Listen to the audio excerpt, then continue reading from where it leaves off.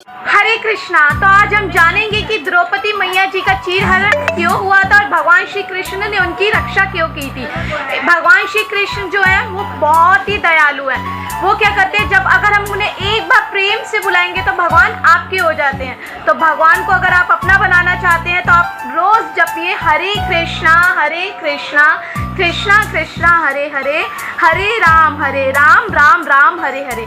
तो द्रौपदी मैया का चीरहरण क्यों हुआ था, इसके पीछे कथा आती है कि एक बार क्या हुआ था, जब द्रौपदी मैया का विवाह पांचों पांडव से हुआ था तो युधिष्ठिर महाराज जी ने द्रौपदी मैया जी के लिए शीश महल बनाया था, मतलब कांच का महल। तो दुर्योधन की भी इच्छा हुई कि चलो मैं देख कर तो आऊँ कैसा बना है कांच का महल। वो कांच का महल देखने के लिए वहाँ गया तो वो जो कांच का महल था वो पारदर्शी था, जिस कारण दुर्योधन नहीं देख पाया और वो गिर गया।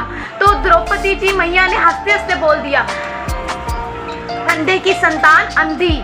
तो मतलब क्योंकि धृतराष्ट्र अंधे थे तो उन्होंने उन्हें अंधी बोल दिया था। तो ये बात दुर्योधन को कतई बर्दाश्त नहीं और उसने सोचा अब इसका बदला मैं जरूर लूंगा।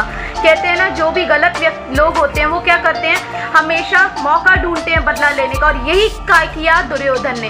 दुर्योधन ने पांचों पांडवों से द्रौपदी को दांव पर लगवा दिया। और जब द्रौपदी मैया दांव पर लगी तो क्योंकि पांचों पांडव जुआ हार चुके थे, तो अब द्रौपदी मैया जो दांव पर लगी थी तो दुर्योधन ने क्या किया, नौकरानी को बोला जाओ उसको लेकर आओ और उसे यहाँ बीच सभा में उसकी साड़ी उतारो और उसको नंगा कर दो।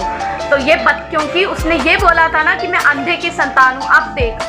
तो इस प्रकार दुर्योधन इतना नीचे गिर गया था कि वो स्त्री का अपमान भरी सभा में करने जा रहा था। लेकिन भगवान श्री कृष्ण अपने भक्तों की रक्षा करते हैं तो भगवान उनकी मदद करने आए।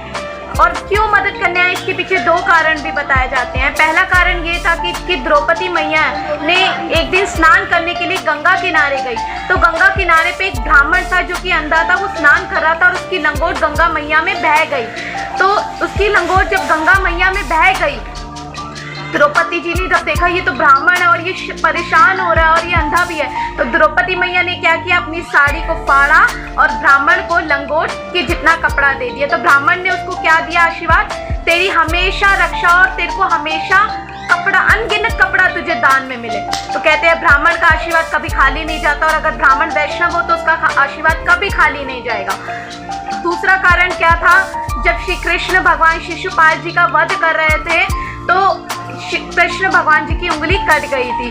तो द्रौपदी मैया क्या की थी, द्रौपदी मैया ने अपनी साड़ी का पल्लू फाड़ा और कृष्ण भगवान की अंगुली को बांध दिया। तो भगवान बहुत खुश हुए। कहते हैं भगवान के लिए यदि हम थोड़ा सा करते हैं तो भगवान हमारे हो जाते हैं। जब द्रौपदी मैया निसहाय अवस्था में थी, उनकी साड़ी खींची जा रही थी, तो भगवान श्री कृष्ण उन्होंने तो सबसे पहले अपने हस्बैंड को बुलाया। हम भी यही करते हैं, हम सबसे पहले किसको बुलाते हैं, अपने सामने वाले को। तो उन्होंने जोर से बोला, अर्जुन, भीम, नकुल, सहदेव, युधिष्ठिर, भीष्म पितामह जी और द्रोणाचार्य जी, सबको बुलाया लेकिन कोई नहीं उठ के आया। और फिर अंत में उसने क्या बोला, हे गोविंद गोविंद गोविंद। तो भगवान आए और भगवान यहाँ से उनकी साड़ी खींची जा रही थी और यहाँ से क्या हो रहा था, उनकी साड़ी में अनगिनत कपड़ा आता जा रहा था। तो ये भगवान का चमत्कार था, क्योंकि भगवान अपने भक्तों के लिए हमेशा, जब भी कोई उनको पुकारता है तो भगवान हमेशा मौजूद रहते हैं। और कलयुग में तो भगवान अपने नाम में ही है। तो भगवान को जब भी आप प्रेम पूर्वक बुलाएंगे, चाहे प्रेम पूर्वक बुलाएंगे, दर्द में बुलाएंगे, भगवान आपके साथ हैं। तो ऐसे भगवान को कभी मत छोड़िए। ऐसे भगवान श्री कृष्ण आ गए जब द्रौपदी मैया बोली गोविंद, हे गोविंद, हे गोविंद।